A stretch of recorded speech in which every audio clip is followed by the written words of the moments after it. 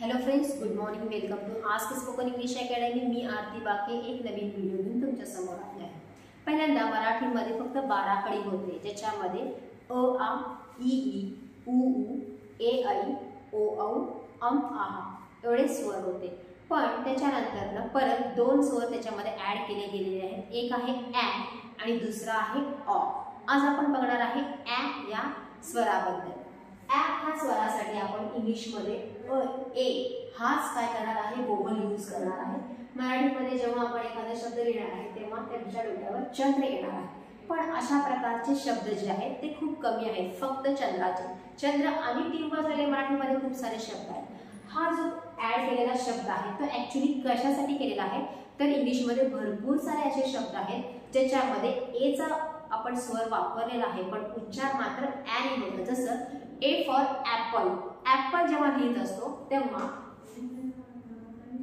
APPLE त्याचं spelling आहे आणि उच्चार आहे ॲपल. ॲ हा जो स्वर आहे त्याच्या संदर्भासाठी म्हणजेच अशा प्रकारच्या शब्दांसाठी मराठी व्याकरणामध्ये ॲ आणि अ असे 2 स्वर ॲड केले.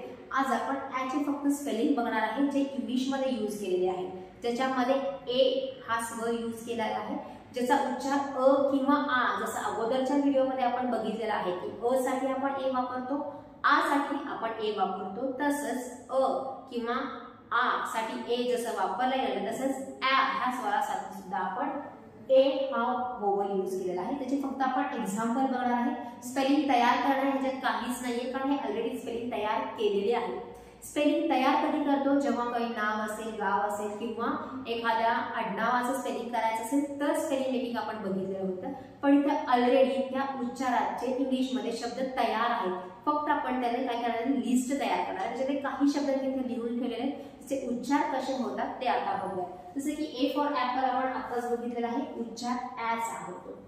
Bat, fan, batch, pad, carrot, cancer, match, fat, cat, petrol. हे पेट्रोल नाही तर पेट्रोल आहे. पेट्रोल हे क्रियापद आहे. पेट्रोल म्हणजे गस्त घालणे. तुम्ही म्हणा मॅडम पेट्रोलच्या स्पेलिंग मध्ये ई येते, तुम्ही ए का दिलेला आहे. Actually this is a different word. Chat, tat, fat, tap, hat, gap, man, action, had, have, has, act, hand, stand, drag, national, mad, dad, manners, can, latter, pad, package, handle, pack आणि camera. ह्या प्रत्येकाचा जर तुम्ही उच्चार द्यायला गेला तर कसं होतं बघा. Fan, bat, petrol, cat, fat, fact, have, hand, can,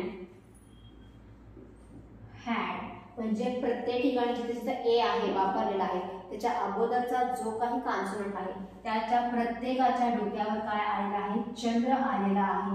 आणि या चंद्रासाठीच आपण ए हा स्वर यूज केलेला आहे.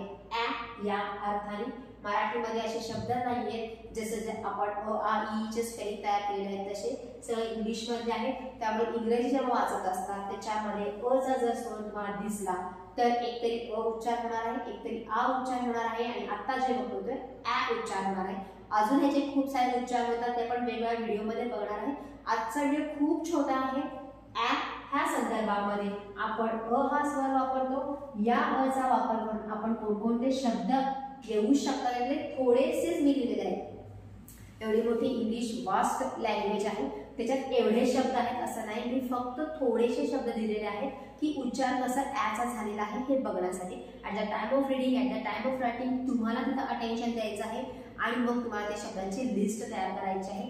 उच्चार ॲ होण्यासाठी आपण ए हा स्वर वापरला एवढंच या व्हिडिओमध्ये तुम्हाला सांगायचं होतं. ही लिस्ट वाचा, तुम्ही प्रत्येकाचं मराठी लिहून बघा म्हणजे तुम्हाला दिसेल की सगळीकडे चंद्र आहे. आणि अशा प्रकारचे शब्द तुमच्या दिसण्यामध्ये, वाचण्यामध्ये, लिहिण्यामध्ये आले असेल तर त्याची लिस्ट करा.